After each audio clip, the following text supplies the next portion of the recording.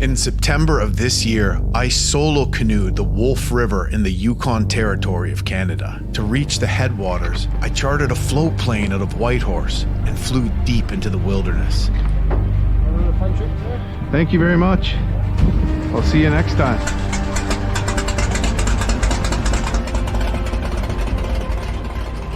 Wolf Lake lies within the traditional territory of the Inland Tlingit, part of Teslin First Nation. They used to travel with dogs along traditional trails and then spent winter here trapping, fishing, and hunting for food. When spring came, they'd build canoes covered in moose hide and paddle down the Wolf River all the way back to Teslin Lake. Stories like that are what inspire me to take on adventures like this, to follow in some way in the footsteps of the people who once lived and traveled here.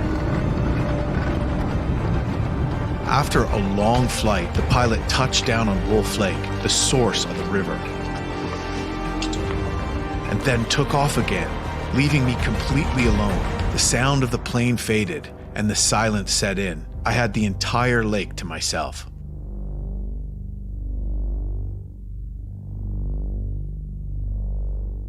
So I don't really have much info on this river at all, and I'm not really sure what I might be faced with in terms of rapids or where portage trails might be, if any. So I'm gonna have to proceed with caution. Grouse season is open here too, so I'm hoping maybe I get the chance to hunt a little bit of ruffed grouse and spruce grouse and supplement my diet with Arctic grayling and delicious grouse as well.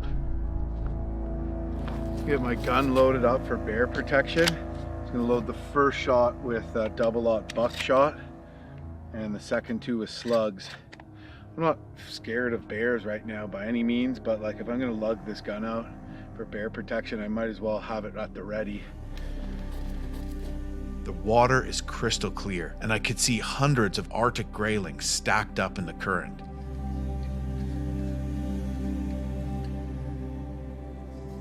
Though it felt like it took forever, when I finally started casting, the graylings smashed my flies, sometimes leaping completely out of the water. It was pure chaos and pure fun. Oh, there we go.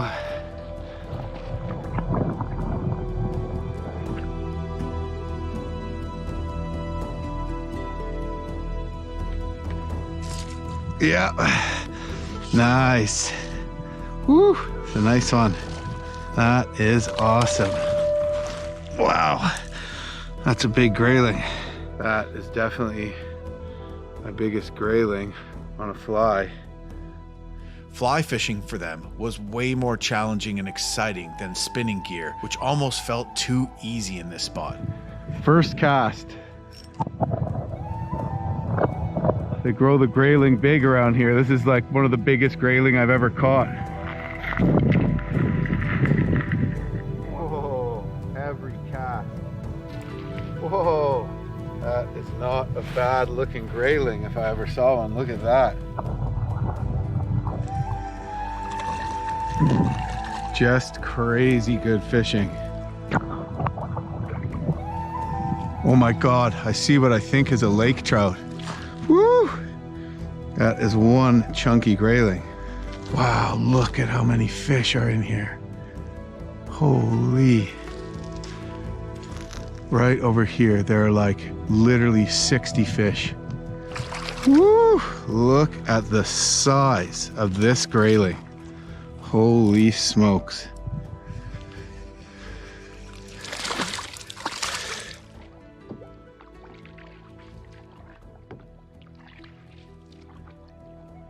I also heard that Wolf Lake held some massive lake trout. So late in the evening, I paddle out in the canoe with heavier tackle, hoping to hook into one. Okay, well, maybe we can catch a big lake trout. This might be my only chance. I don't know. The weather is amazing today. The weather is not supposed to be good for the next few days. I'm going to be dealing with a lot of rain and maybe wind too. So hopefully I can take advantage of this. I fished for a while, soaking in the incredible scenery, but couldn't connect. This time of year, early fall, the lake trout are spawning. They gather over shallow rock beds about 3 meters deep. If you find the spawning grounds, it can be some of the best fishing in your life. But if you don't, the lake can seem empty. Well, that was awesome. Worth getting out there. A little bit of a strange almost. I didn't catch anything, but man, what a freaking day. And it's not over yet. I'm looking forward to a good meal of delicious, fresh caught Yukon Arctic grayling.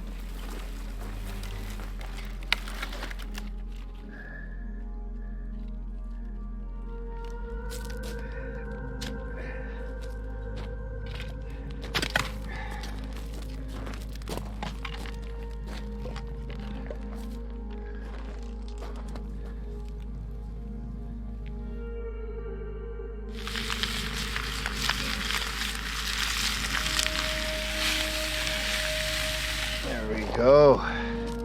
That is what you call fresh fish. Amazing first day of the trip. Like, wow. Let's get dropped off. Beautiful flight in. Portage my gear a little ways down the beach and find this perfect spot.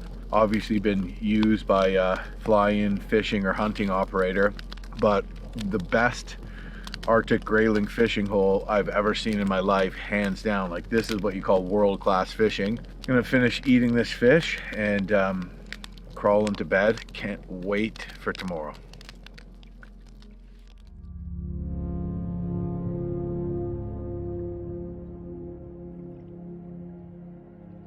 Well, it is the morning of day 2.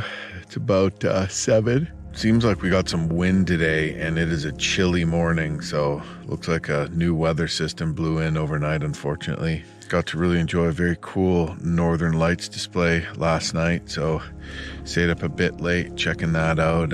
Almost missed it. I was just about to go to bed, and then saw a little bit of glowing in the sky, and before too long it was pretty freaking spectacular, so that's cool.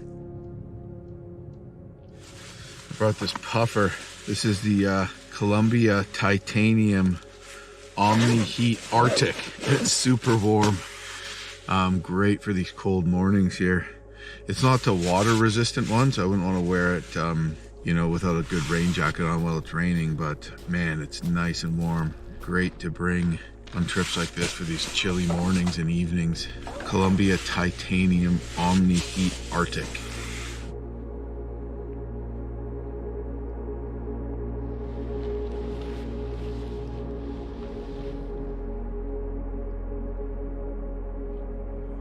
Are they human or are they mergansers?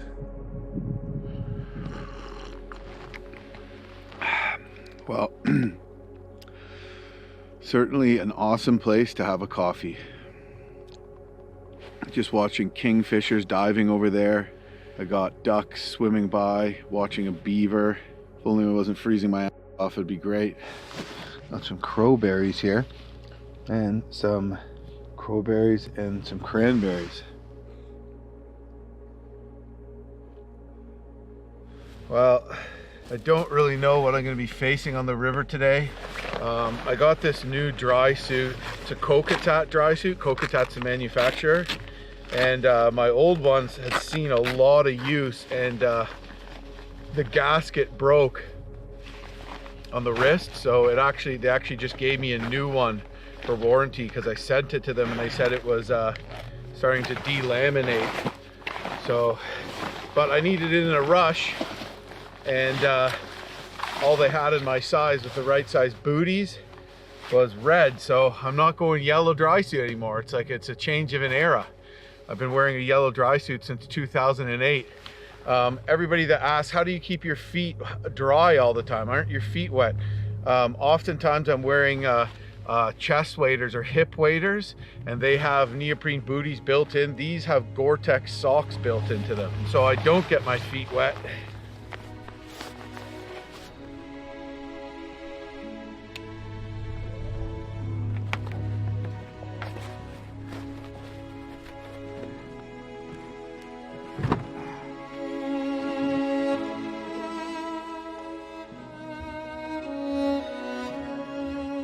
The next morning was cold, and before long I was back out on the lake, still searching for lake trout. I fished for as long as I possibly could, but came up empty-handed again. Luckily, the grayling fishing at the outlet more than made up for it.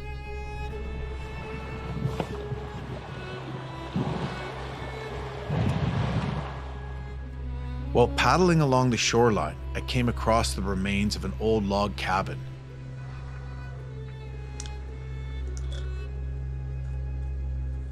Inside were handmade snowshoes, a gold pan, and a huge moose rack was lying outside. It felt like a true relic of the old Yukon. It probably explained why the wreck of an old wooden scow that was seemingly hand-built on the lake lay discarded on the shore close to my campsite. It's likely that that old boat is tied to the people who once lived here. Okay, well, I am finally gonna start paddling the Wolf River.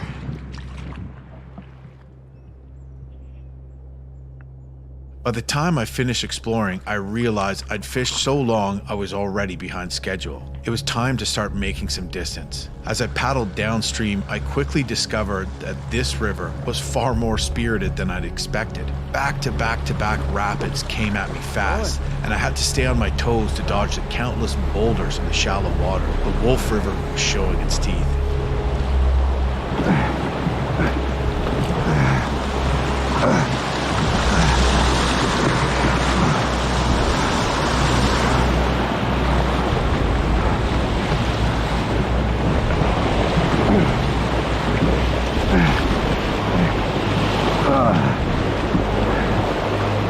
Once I got into the rapids, it was clear that the canoe and the setup I had along were working out great. A trip like this doesn't just happen. It takes a lot of logistics and planning before you even touch the water. Before jumping on the float plane, I spent a couple of days in Whitehorse getting everything dialed in. And most of the pre-trip prep happened with the help of Up North Adventures. Whitehorse is the hub for almost any backcountry trip in the Yukon. It's where you stock up on gear, food, and supplies, and where most expeditions like this begin and end. Up North Adventures set me up with a canoe I'll be using for the trip, along with an extra dry bag, other gear, and safety equipment. They also let me do some outfitting to my boat in their yard before I headed out. When you're heading into a remote river system like the Wolf, having reliable support like that makes all the difference. It's the kind of behind-the-scenes stuff that keeps a trip like this running smoothly.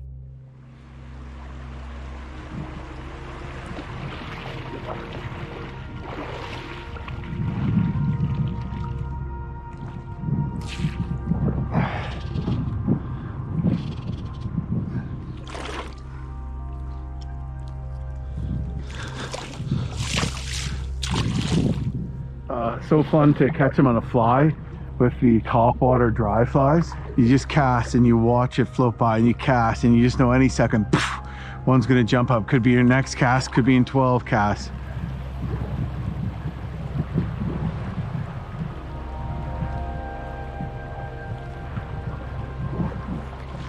Okay, here we go. Bit of a blind corner, but I think we can count on the river not being too fast down there.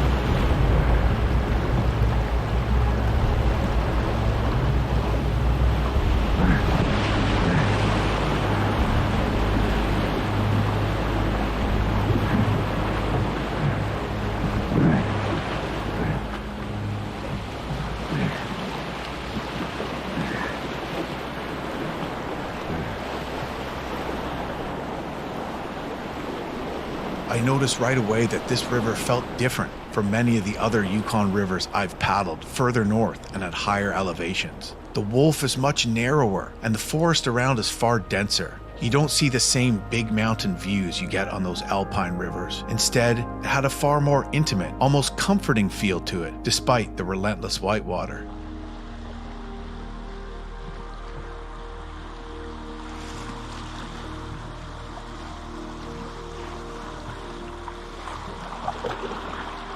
Well, this looks like a potential spot to camp.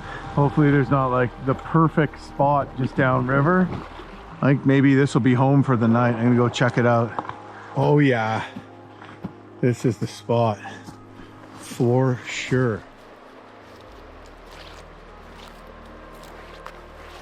Unfortunately, I'd barely made 5 kilometers that day.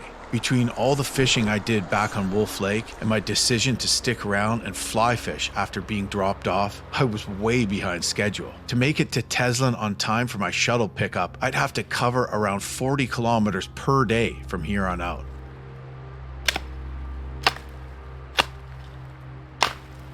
This is my cold steel Hudson Bay axe. It's sort of like a combination between a hatchet and an axe because it's heavier than a hatchet with a longer handle so you can get that good head speed, but lighter than an axe. And it's actually what the Voyageurs used to carry, and it was traded heavily by the Hudson Bay Company.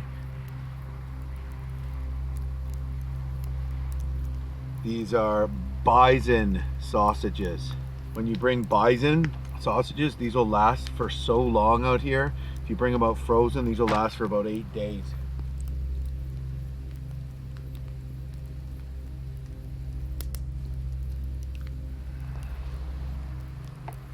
Jim Baird Adventures Windbound Campfire Pilsner. It's a Pilsner made with slightly smoked barley. It's brewed by Muskoka Brewery, and you can buy it at Muskoka Brewery's Tap House in Bracebridge, or you can buy it in the LCBO stores, liquor stores in Ontario, in Muskoka Brewery's Survival Mixer Pack. I think it's going to pair extremely well with these bison brats. Very excited.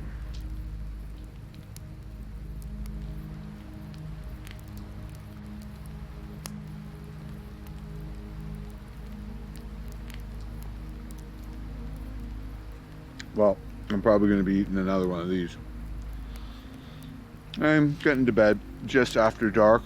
Get a good night's sleep so I can get an early start on the day. I have about 145 kilometers to paddle in 4 days.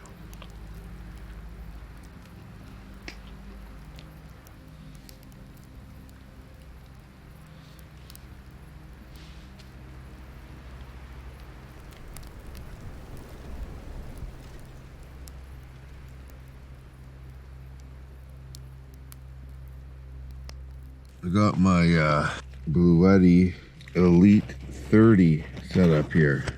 I just plugged in some batteries. It's got 2 USB-Cs, 2 USBs, a DC port, 2 AC ports. Doing the kind of stuff I do, I use these portable power banks a lot at my off-grid cabin on my trips, and I have one that is a little bit bigger than the one I had last time. The one I had last time I had to bring on the plane, so it needed to be a little smaller when I did the Natla Keel, but this one I was able to pick up in Whitehorse. I don't know whether it's I might actually be able to bring this one on the plane, but you just have to show them at check-in and get approval from the airline, then they put a sticker on it. But this one I'm liking better because it is larger than the last one I had, and with this rain and overcast weather I'm getting, it's going to be challenging to charge this with solar very much. I'll give it a shot, but I'm not expecting much of a charge if it's going to be raining all day. Anyways, I think the time is now, and I got to make a move here.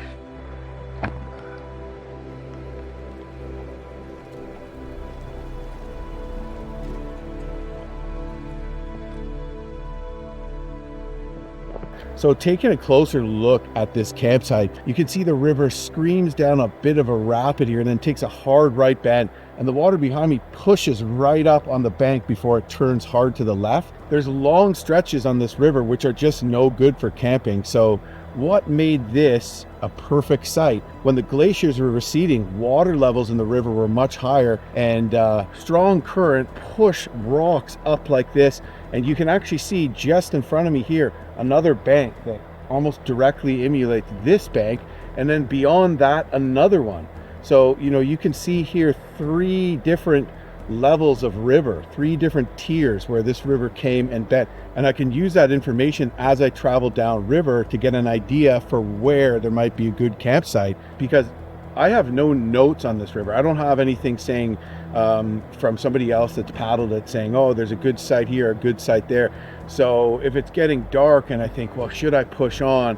If I see a tight bend like this, I'll know that it's likely that there'll be a spot there to camp. So that's why stuff like that is interesting to take into consideration. Thank you, geology, for the lovely campsite.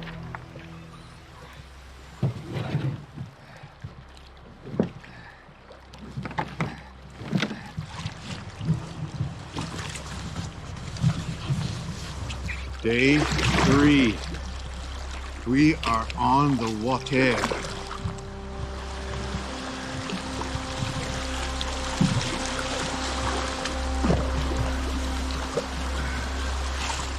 Oh wow, here we go. Here's a freaking rapid here.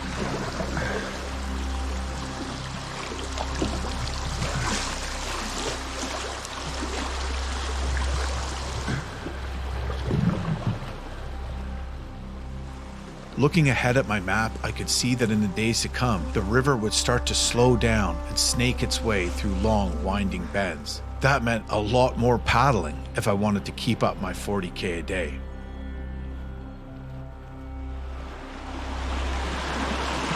Nice and slow.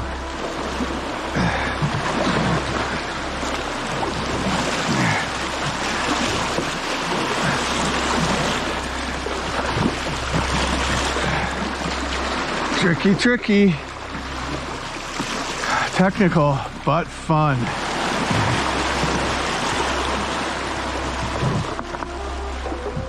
Well, I'm gonna say that this is a whitewater canoe trip, man. Especially if water levels were higher. Mostly like 1s and 2s though.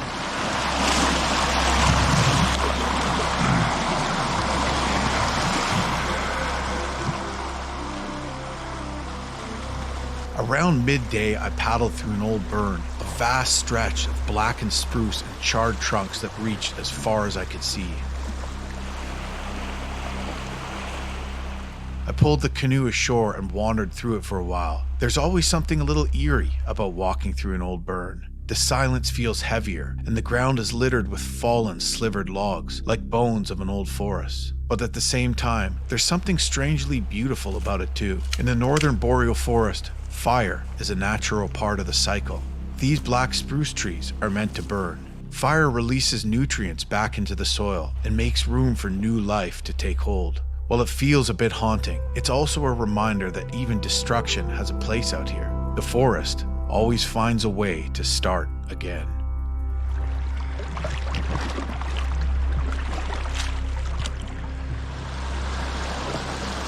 I feel like I should have had a little more time on this one, but we'll see. The river current's fast, and you know, maybe after today I can get a handle on how much time I made and then decide maybe I can afford to take a bit longer. And then I have another trip immediately after this. So I'm doing back-to-back Yukon trips.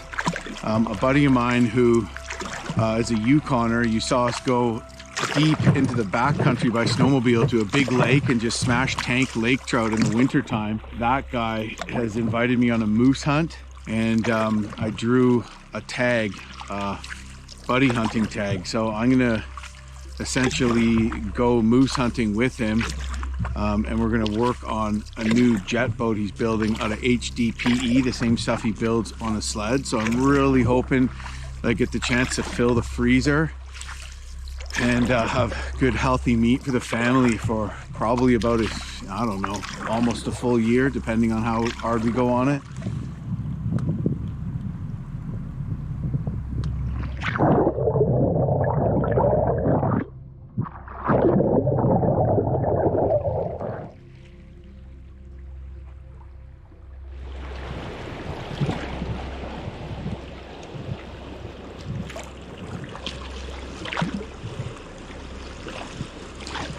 Well, it's been drizzling on and off, and now it's just kind of picked up enough. Time to put on my rain jacket. This is the Columbia Out Dry Force 12 ODX jacket, and keeps me really warm and dry. I like it because it has these neoprene gaskets around the wrists, so water when it rains doesn't get in there.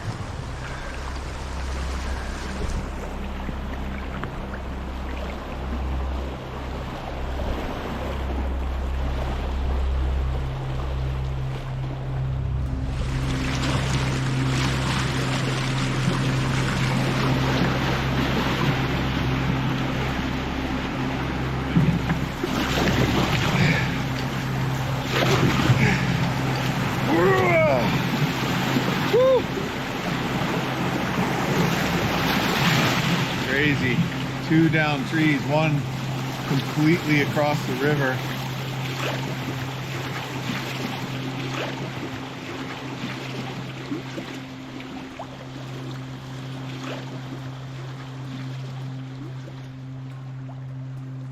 It's looking like I'm gonna be able to do 40K today, but I don't know, man. Having to push it pretty hard, and now I'm in a stretch of river that's just wide but super shallow and absolutely no good fishing holes anywhere. And I keep getting hung up on gravel bars too and having to hop down them. Oh man. Well, yeah, just because the river's wider obviously doesn't mean it's deeper. Oh man. Oh, are you kidding me?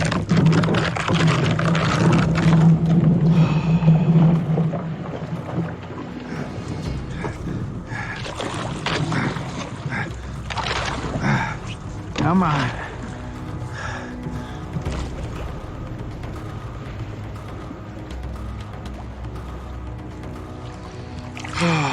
Oh, glad to be past that. Some water. I was almost a click and a half of that. A little deeper here. Hopefully this keeps up. Now that we have more volume, got some deeper pools again.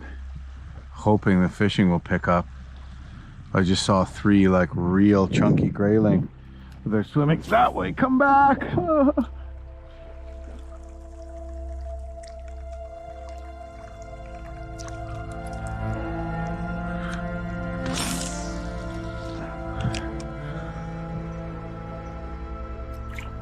Oh yeah.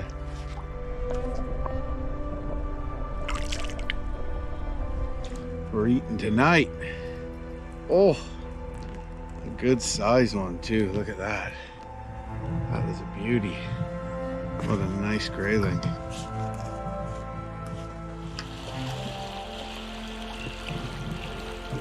After a long day of paddling, I finally found a nice campsite on a gravel bar. Hard to pass up what looks like a decent campsite. I haven't seen many today. And there's an eddy here, so there might be fish. So I walked down the bank of it. That looks like a honey hole to fish there. Over here, it's not as big, but it looks pretty good. There's actually a tributary coming in here. Not really any flow to it. It's pretty much dry. But I think what I'm gonna do, I walked down the gravel bar. I think what I'm gonna float down to here and set up on this side, closer to the good fishing hole.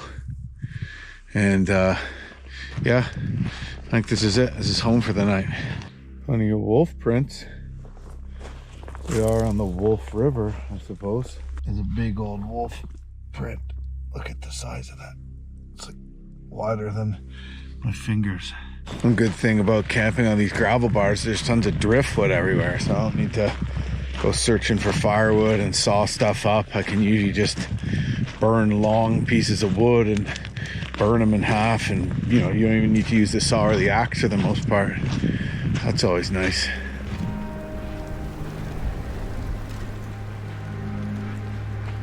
The grayling were eager to bite just offshore, and I spent a good while casting a floating dry fly into the current. They were hitting hard, and it was a blast.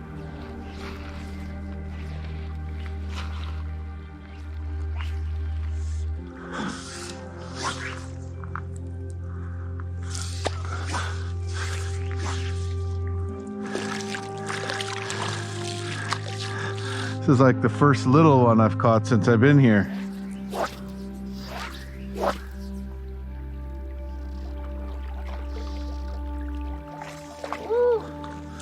That one's a little bigger. Feel a lot bigger when you're fighting them up the current like that.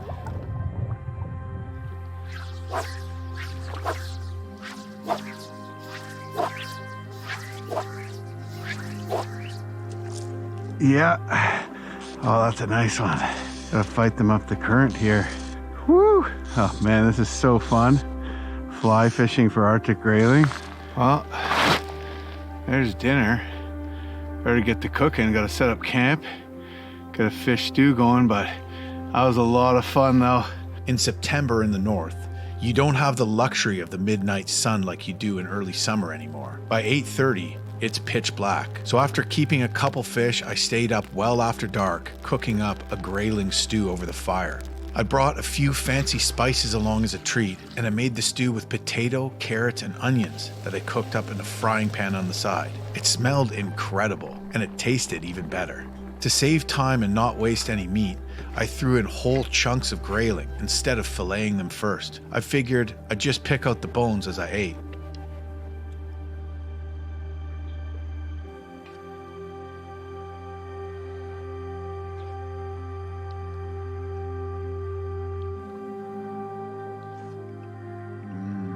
That plan worked fine until I bit down the wrong way on a bone. That one bite, though, sent a bolt of pain straight through my jaw. I took some painkillers I'd packed, finished my meal, and crawled into my tent, but my tooth kept bothering me for the rest of the trip, flaring up at random times.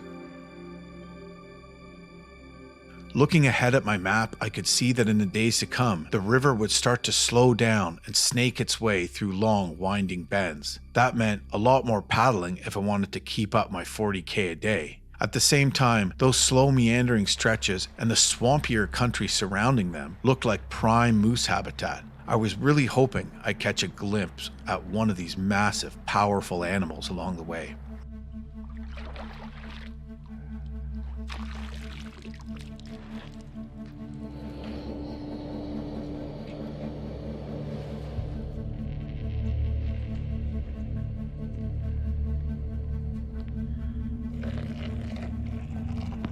I'm gonna just pack up and head out into the driving rain.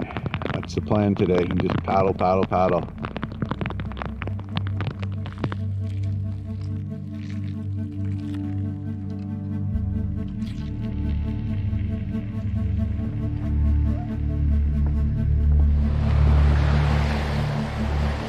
Yes, we're on the water. Took me 2 hours and 15 minutes to break camp, which I guess isn't too bad. And the clouds are clearing up, which is really good for morale.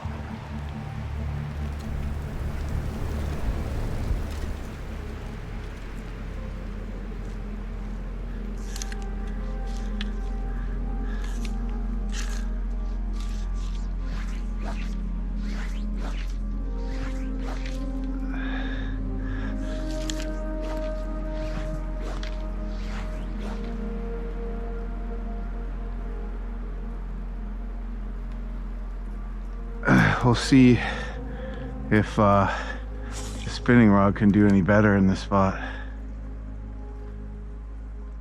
Oh yeah, oh yeah, that was a beauty grayling right there. There she is.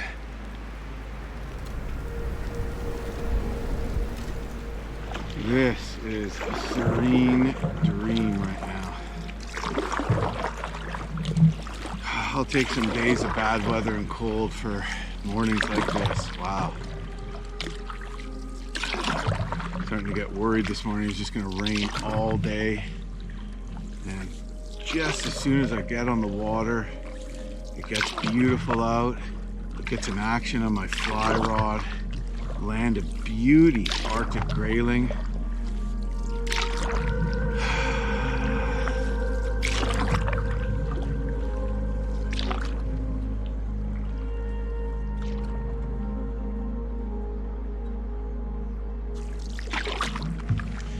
This here, I could see from the drone this morning, is an oxbow lake off to my right.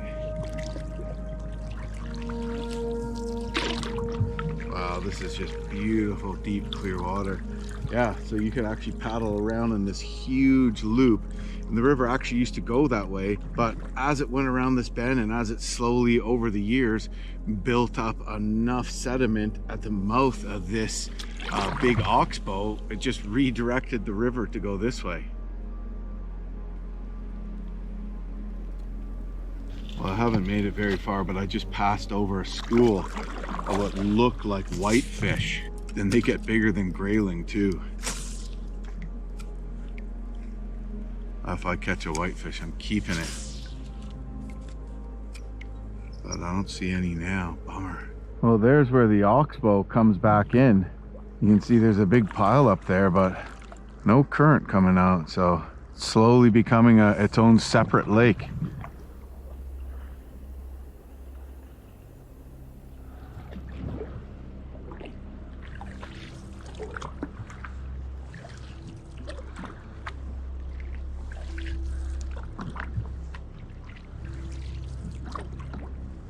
Let me see if I can't sneak up on these swans, get a shot of them.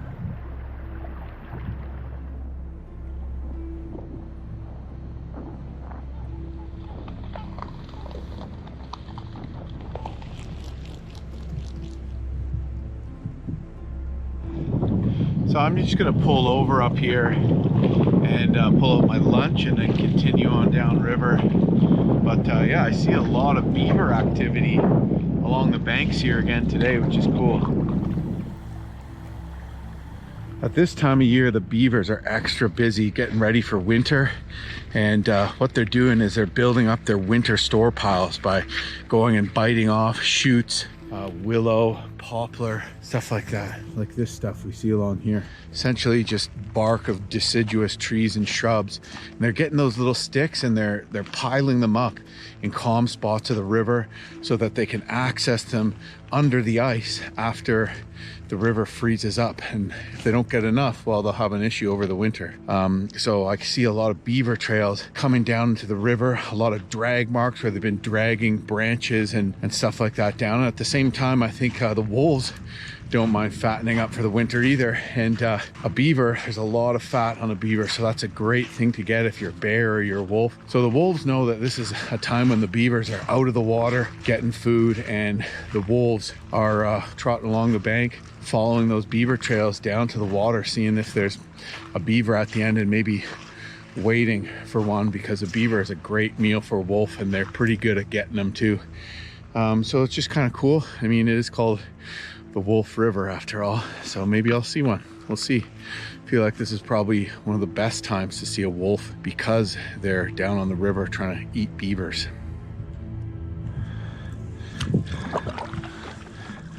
Well, making decent time. The current slowed though, and I just flipped over my map. There's a huge lake called Fish Lake, not even a click into the bush that way.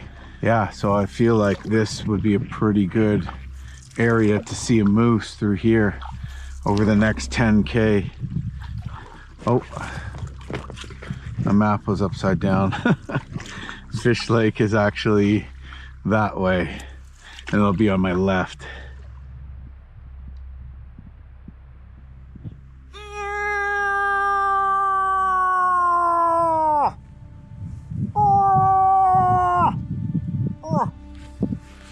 That's a cow call. I'm hoping as I travel through here, maybe I can call a moose. It's still maybe a little early for them to come to calls. Sort of like after the pre-rut right now.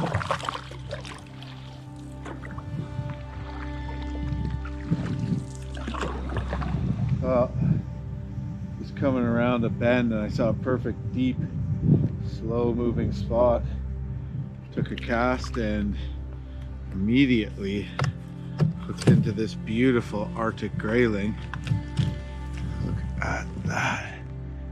I'm gonna keep that one for dinner. Oh man, they're crazy in here. Absolute beauty. Look at that. Any spot like this where the river comes around a big corner and the current slows down, even if there's not really a back eddy, just seems to be a good spot for fish.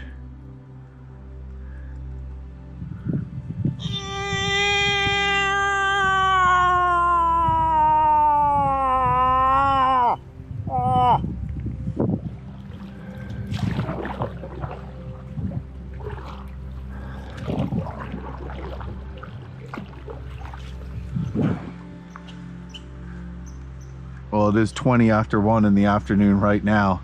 So I have the rest of today and 2 more days to do 105 kilometers, which sounds pretty intense, to be honest with you. Because I have a portage in there, and then I have Teslin Lake to paddle, which there's no current and there could be wind.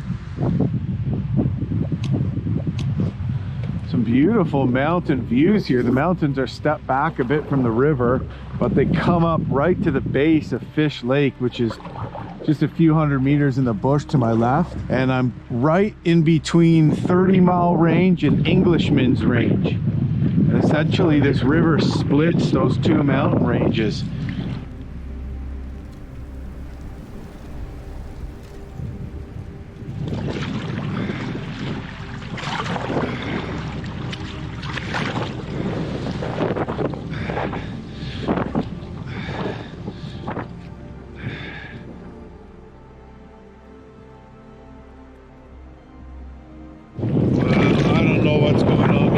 Direction of the river, but I am struggling against headwinds. I should be going way faster, and it's just been like this for a long time now, so I think I have to accept that I'm not going to make it as far as I thought unless this wind dies like immediately. But it's crazy, man. It's like really gusting, easily 55 km/h gusts, and a good sustained wind as well. Every time I'm a little bit exposed to it, I just slow down to a snail's pace, and I use up a lot of energy. We got white caps forming here. Fortunately, the current's still carrying me to some extent. I'm not blowing back upriver, but I have to paddle hard on these stretches. We're looking to do about 7 more K. Probably will be like 7 p.m. by the time I get to where I want to camp.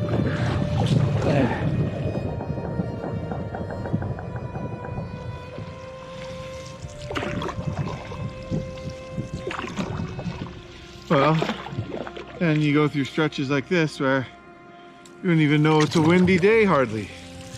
I think I just saw like a grayling this big. Maybe it was a whitefish. I'm not sure if there's whitefish down here, but I wouldn't doubt it because I definitely saw some at the outflow of the lake.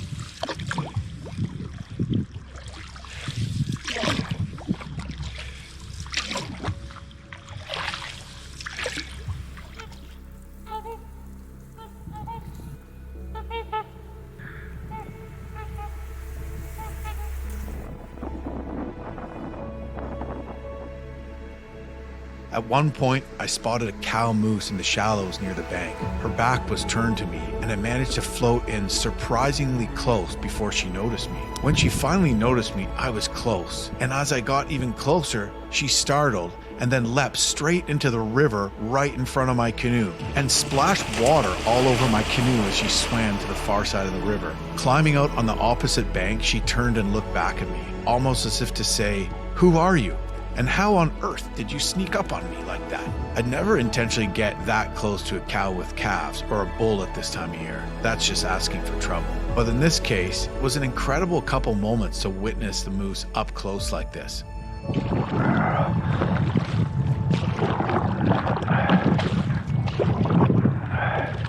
Well, I'm just stopping to check where I am here. And I noticed it's 7. Oh my God. It's gonna be dark in an hour, but I've paddled past kilometer 75, exactly where I thought. So I'm just gonna take the next decent looking place to camp. Unfortunately, it doesn't seem like there's much around here. Back before, there's a whole ton of good looking spots, gravel bars. Now we're out of that. So hopefully I don't end up having to camp in like a garbage thicket, and have to fight beavers.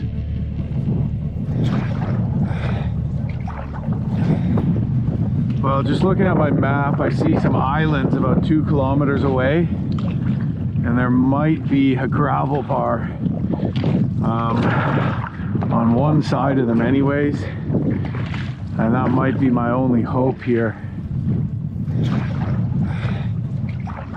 Well, there might be something I could work with here. It's hilarious though, borderline dangerous. If it rains, I'm gonna get flooded out, but oh well. It's probably about 8 o'clock right now, so I gotta make a decision. Oh man. Well, this is where I'm camping. Against my better judgment. I figured up here is a little more elevated than down here, but it should be okay. The wind howled as I set up my tent. I had to wade across a shallow channel to tie my canoe to a tree on shore. Then I flipped it on its side and used a paddle to prop it up. This way, I could use the canoe as a windbreak for my stove. There was no firewood anywhere, so I cooked my fish on the stove, crouched in the shelter of my canoe as the gusts tore through the river valley. It wasn't the most comfortable night, but it was one of those moments that reminds you, trips like this aren't always easy, but they sure are real. So I have 70 kilometers left to go. Tomorrow I have the portage and the Whitewater picks up again. So I'll probably see by midday tomorrow if I can make it to my scheduled pickup on time. I know I can. It's just stupid to just push yourself. You know, like look at where I ended up camping. You know, like it can get dangerous, especially at this time of year when you can get cold weather and stuff and lots of rain. I still have a buffer day between now and the next trip I'm going to be doing in the Yukon with a buddy. So yeah, we'll see how we do tomorrow. And then of course if I'm windbound on Teslin Lake, well, that's going to be an issue. So well, I'm going to turn in. Tomorrow's another day, but tomorrow should be back into some action. We're going to see a waterfall. Imagine the fishing at the base of the fall is going to be epic. There's going to be some whitewater rapids and who knows what else. So I'm looking forward to seeing what it has to hold.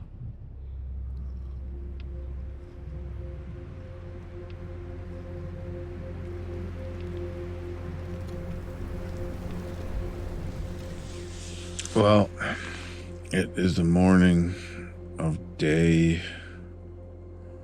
5. Got my work cut out for me today, so I better get to it.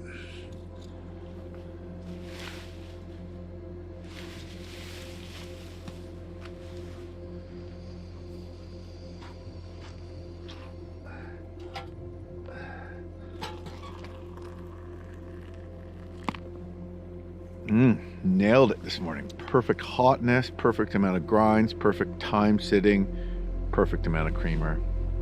Cheers.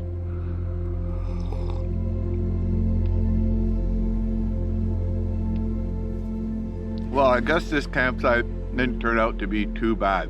I got a decent sleep, but I just woke up with driving pain in my tooth there. Just weird thing that happened. I just bit down on something wrong. I knew I'd lost a filling there. It should have been fine. The doctor, I went to see a doctor before. I talked to a dentist as well before I left. And they're like, oh yeah, it should be fine. But then, you know, that's not taking into account the fact that I just bit down on something really hard the wrong way. And now it's like really painful. So I'm gonna have to tough it out, man. Plus I have a super challenging back-to-back couple of days. Not far downriver I have a portage, probably a rapid today too, or definitely a rapid, and then a lot of hard paddling, and then the last stretch there's just like stacked rapids again. Probably not as intense as the beginning, not as long, but it looks like they might be more challenging. And then of course I have a bit on the Nesetlin River and then Teslin Lake tomorrow.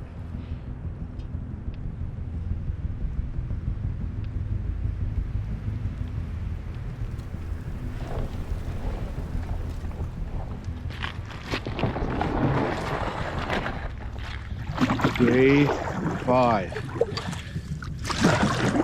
Could have gotten an earlier start considering how much I have to beast mode, but I lost a lot of sleep last night due to the pain in my tooth. So it also doesn't get bright out until 7 a.m.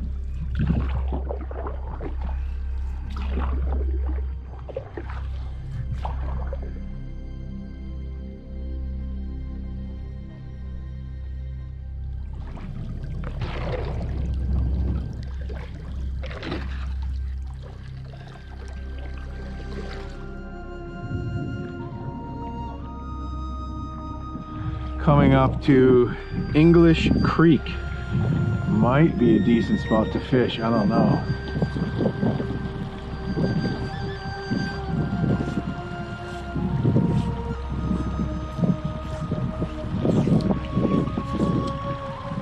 There we go. Got one. What do we have here? Oh my God. Oh my God. This, I think, might be my personal best grayling. Boom! Yeah! Woo!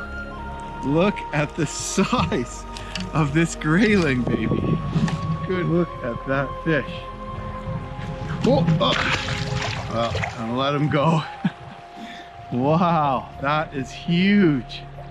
What a fish. I wanted to make sure my hands were wet. I was gonna let him go, and I didn't want to put my finger in his gill, because grayling, they don't have any distance between the gill plate and the actual gill. So if you try to hold them like this, they can die. So yeah, personal best grayling. That was huge. Are you kidding me?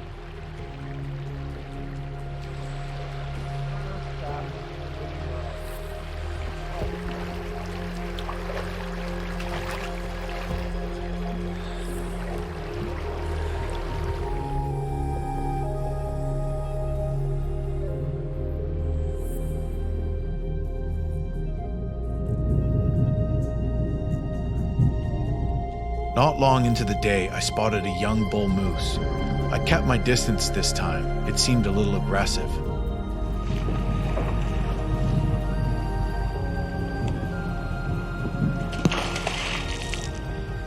That's one cool thing about getting on the water a little earlier and staying on the water a little later, is you see more wildlife. And that was really cool, because I was watching a beaver and a moose at the same time, and I think I got the beaver slapping its tail in the same frame as the moose standing in the bushes over there. It's still there. Now it's trotting away. Now that it heard me talk, couldn't really see it anymore, and I just saw it run once it heard my voice.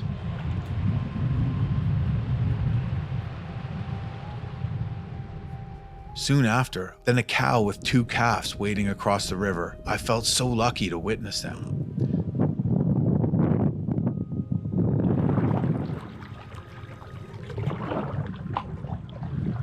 Beautiful, beautiful country through here. See the rocky outcrops up in the peaks. Definite stone sheep habitat up there. They do come down to the river. With any luck, I'll see one of those too.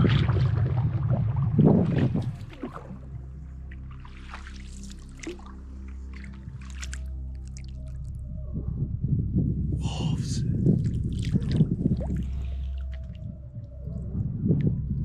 That's why they call it the Wolf River.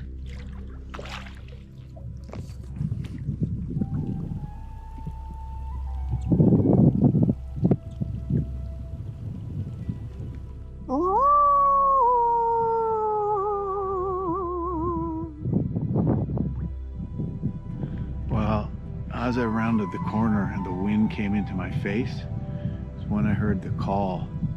And it seemed like more of a nervous sounding call than other ones I've heard. So I actually think that wolf caught wind of me.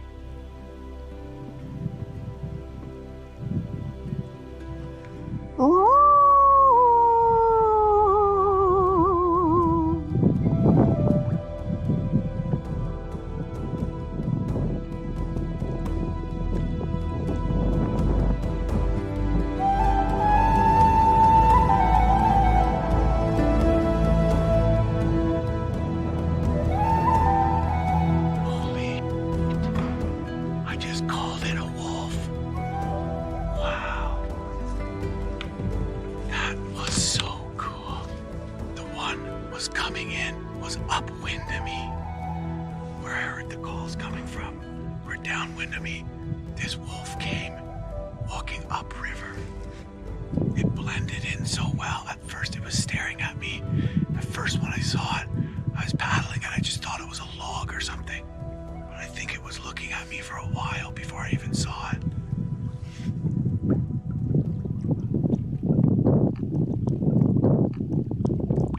was the craziest thing.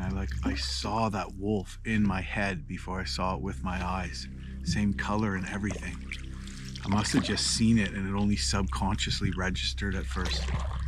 But it was just like I imagined something and then it just appeared. These are some of the reasons why wolves get compared to phantoms. And I had the feeling something was staring at me. I think it was looking at me for a long time, and I looked back downriver over my shoulder. Wild. What an experience. Interesting differences between a fall trip and a summer trip. Typically I'm doing summer canoe trips in the Yukon, and you see some different cool stuff in the fall, like probably that wolf. If it wasn't for them maybe looking for beaver seed, as the beavers are, you know, cutting shoots to add to their winter storepiles, I might not have seen that in the summer.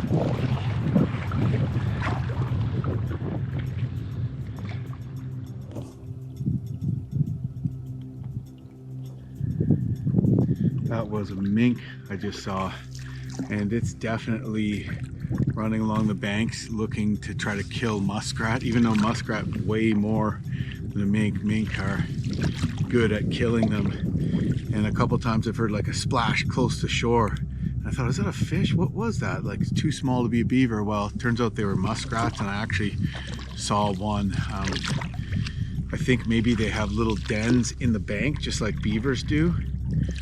Oftentimes beavers or bank beavers, and they'll dig into the bank and make a lodge sort of in a root ball of a tree. And actually sometimes they'll allow muskrat to come in, and in the winter there'll be muskrat and beaver in the lodge, and muskrat will kind of clean up for the beaver. It's an interesting relationship. But yeah, often at this time of year when the muskrat are getting ready for winter, you'll see mink cruising along the banks of a river, thinking about ways that they could catch one and eat it.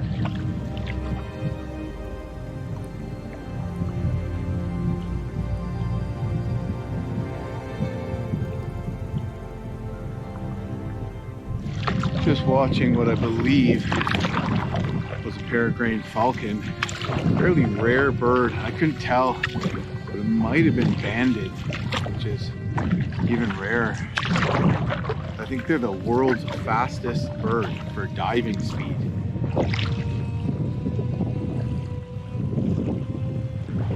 So I have 40 kilometers left to my takeout. My takeout is within striking distance. About 25 kilometers to the Nesetlin River. The river's picking up, and the last 5K or 7K that I really need to do today, but I'm thinking I'm gonna push on, maybe camp on the Portage Trail, or I don't know, maybe even finish it to put the Portage behind me. That would be amazing. However, I still have 5K to go, so we'll see how we're feeling there. The current's picked up a lot. There's not as many bends, and the current picking up tells me that the river's starting to drop more, aka a waterfall and rapids, including a class 3. I'll need to take some time to scout and do some prep before I run class 3, that's for sure. Maybe put my dry suit top on as well. But we'll see. I mean, at these levels, at this time of year, it might only be a 2 or a very bouldery 3, I'm not sure. But it's looking like it might be a sketchy distance above the waterfall. So that means if you dump, there's a good chance you get washed down the waterfall. And with nobody out here to hit me with a throw bag from shore and help me rescue, it's all self-rescuing. So it might not be a smart idea to try to run a class 3 above a waterfall. It looks like it might be pushy right up to where a contour line crosses the river, and there's a marked rapid. So, you know, I'm thinking that might be the falls. So I'm probably about 500 meters away from it right now. Oh yeah, it just keeps going. And that looks like an intense rapid up there. So yeah, pushy current right into the rapid. Might be able to run this, but I want to take a peek just because I can't see it.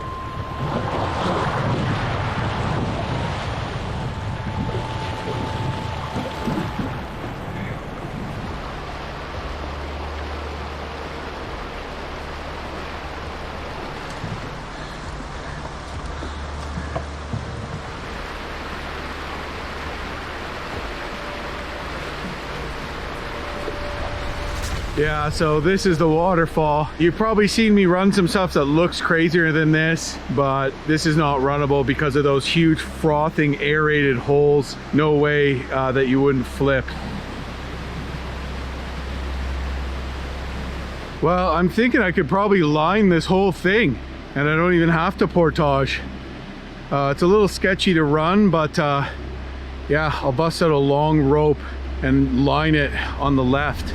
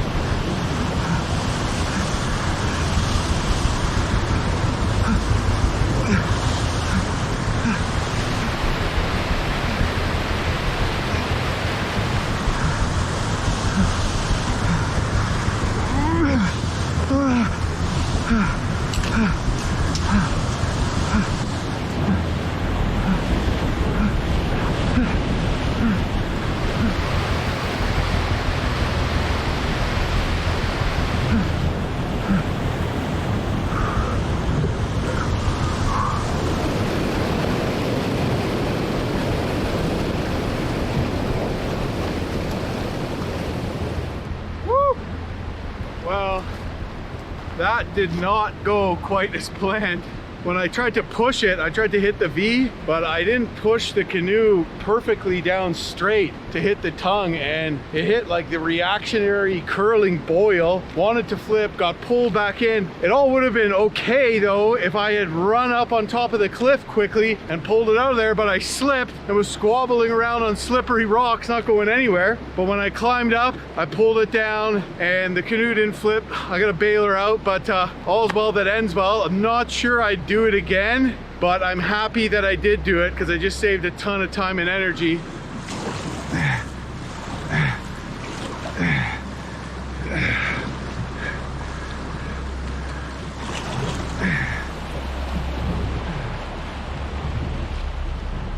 So it's about 6:45, 10 to 7 right now maybe.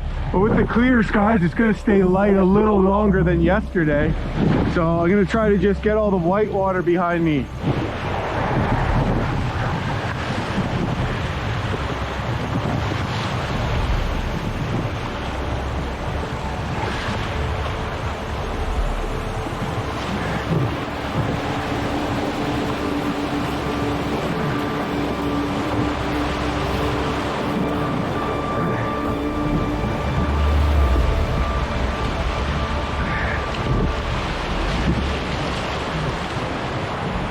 That looks like something up there.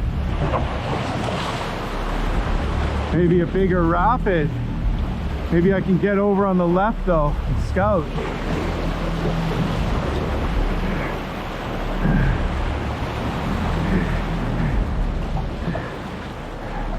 Better scout this one.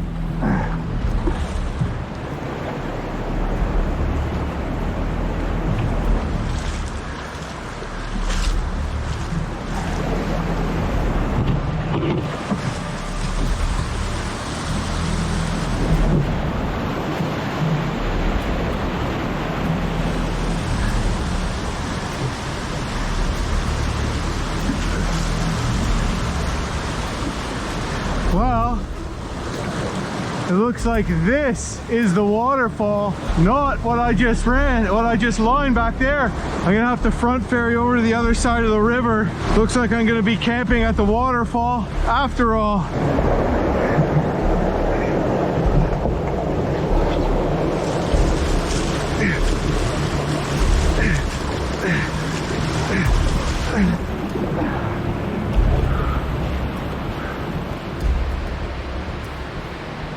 I just went and scouted out the portage thinking maybe there'd be a better spot to camp at the base of the trail. I mean, when you say trail, that's iffy if there is one, because it's sort of just like down trees. A fire came through here and just burnt everything. There's just crisscross down trees everywhere. But there's a sneak route where you can just like go straight down a steep, sketchy hill and put in right at the base of the falls. And then you got to run what looks like hopefully only a class 2 afterwards. So that's what I'm gonna do, because there's no way I'm walking through this. This is hell.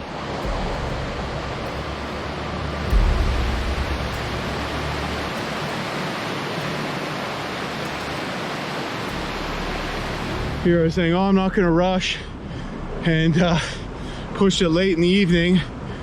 My understanding was there was a class 3 above the waterfall and only one portage. So I just got some, obviously not the best info from a guy who did it years ago, but so I thought the first one that I lined was the waterfall. I thought, oh, this isn't a big deal. Well, no, this is the waterfall. So as I came down river from that, I had to line this other one, which I wasn't expecting. I said, well, maybe this is the class 3. And as soon as I got around the corner, it was a waterfall. I was on the wrong side of the river. So I had to front ferry across the river really hard at the brink of a falls through strong current. Fortunately, it's not something that, you know, it's a move that I've done many times, but like, yeah, that's a pretty advanced level maneuver. So, yeah, it didn't work out quite like I thought it had, unfortunately. But one good thing is the falls is actually further downriver than I'd anticipated. So I've made it another 5K. So I'm past where I needed to get. And camping at the portage means that I only have to unload and reload the boat once. If I was camping then portaging, I have to unload and reload twice. So camping at the portage is a bit of a cheat. Anyways, this is gonna be home for the night. I got a nice chunky grayling to eat. Probably do a little side of something there, some baked beans or something, and try to get in bed relatively early tonight so I can, you know, I got a portage and 10K of lake paddling on a huge lake. So I got my work cut out for me tomorrow.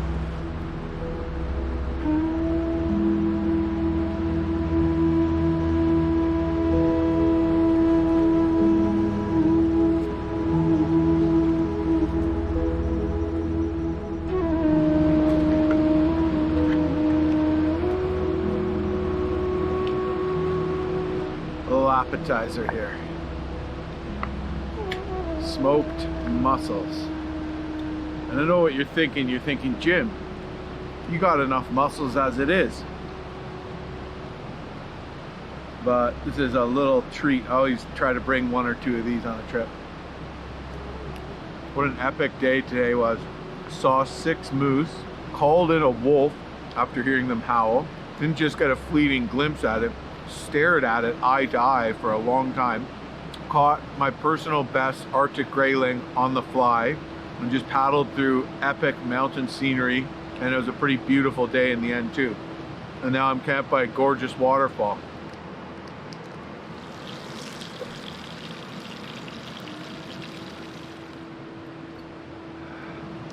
There it is, meal fit for a king.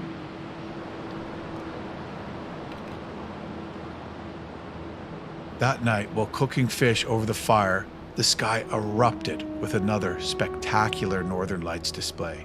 This is what dreams are made of.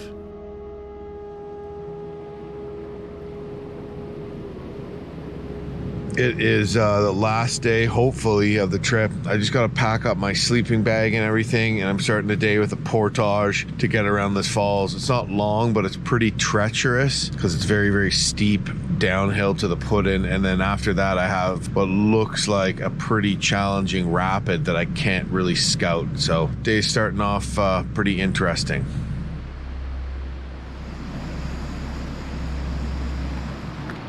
I know that mac and cheese is an odd choice for breakfast. However, this one granola wasn't enough. I'm out of oatmeal. There's the mac and cheese. And the only other breakfast item I have is pancakes, which is too time consuming. So I'm gonna eat this granola and then I'm gonna eat the mac and cheese.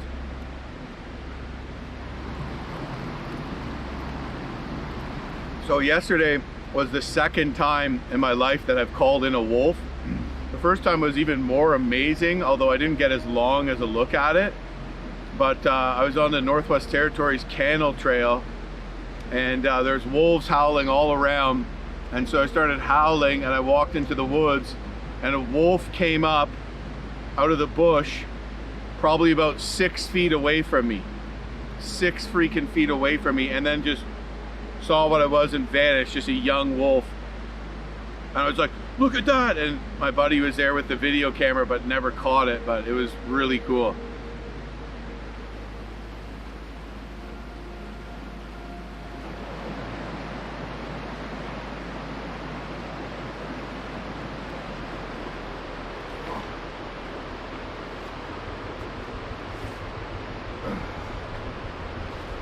And that's where I'm going, to Portage, right down there.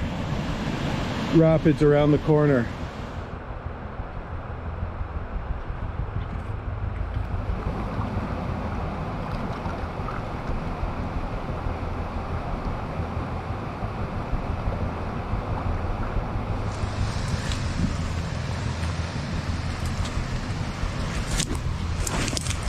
So you can see all the high grass around, and it's all beat down right there.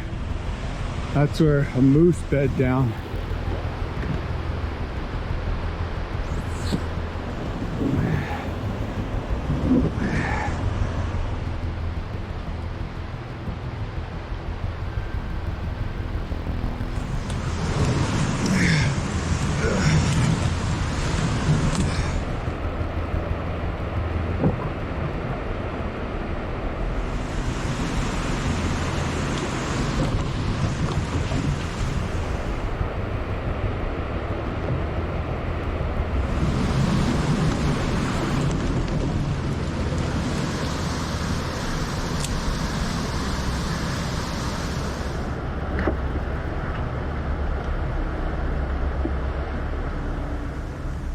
Paddling at the base of the falls was awesome, but my focus immediately shifted to the Whitewater rapid below.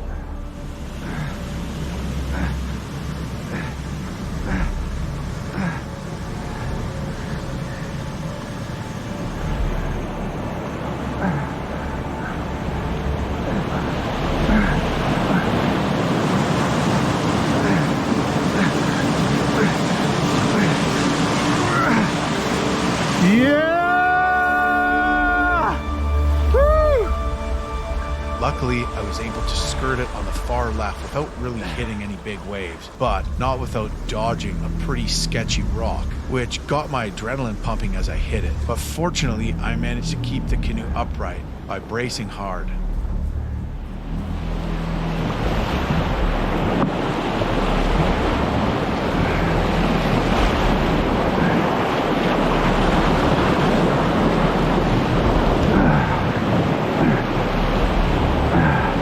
Kind of hard not to hit something there. Big boulder in the middle. Oh yeah, this is tricky.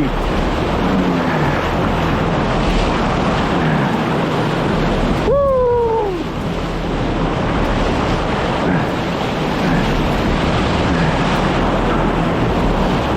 Woo!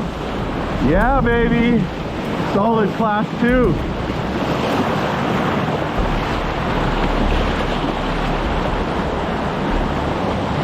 Whoa!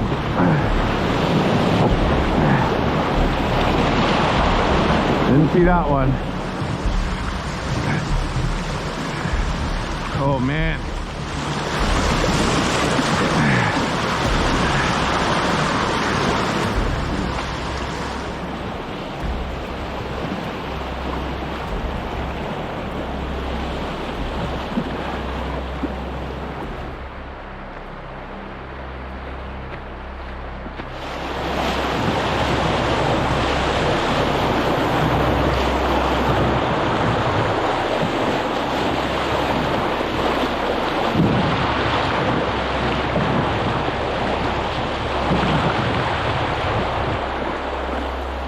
Well, the river's been going like this for a ways, so I didn't think it was going to be this quick current-wise.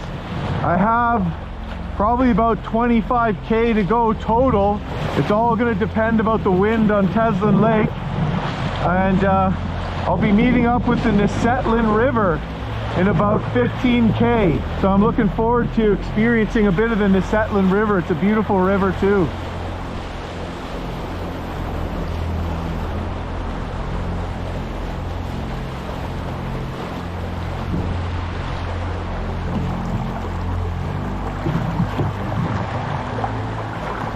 Well, here it is, folks. I just reached the Nesetlin River. Yes! Here is the Nesetlin. The mouth of the Wolf is here. And this is the Nesetlin River.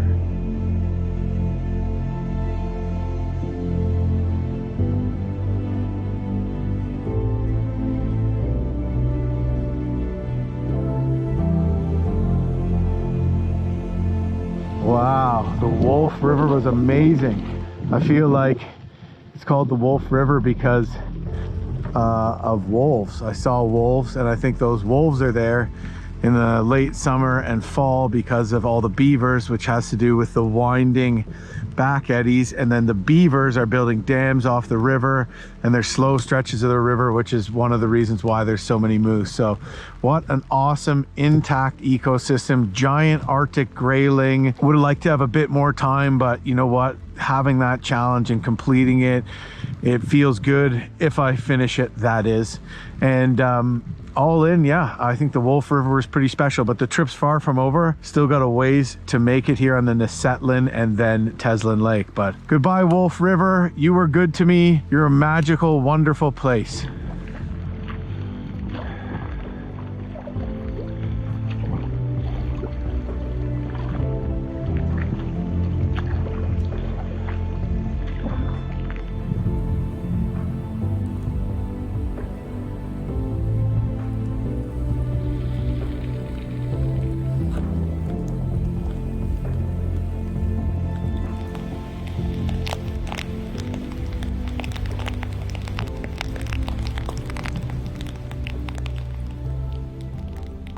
As I neared the final stretches of river travel before Teslin Lake, the wind picked up again, and I realized crossing the massive lake by canoe could be impossible. That's when I heard a jet boat approaching. The driver slowed alongside me and explained the conditions on the lake. Big whitecaps and strong winds would make paddling impossible, and I likely wouldn't reach the community of Teslin in time for my shuttle the next morning. It turned out the driver and his mom were heading upriver with supplies, and I asked if they might be able to give me a ride across the big lake. He said, yeah, probably, and I continued, waiting out at one of the small islands at the river's mouth. From the island, I could really feel the wind, and I got a view out to the big lake where I saw large white caps breaking, and I could see that traveling by canoe wasn't an option. It wasn't long until the boat returned, and I loaded all my gear and canoe aboard, happy to have an engine helping me cover the final 9 kilometers across Teslin Lake.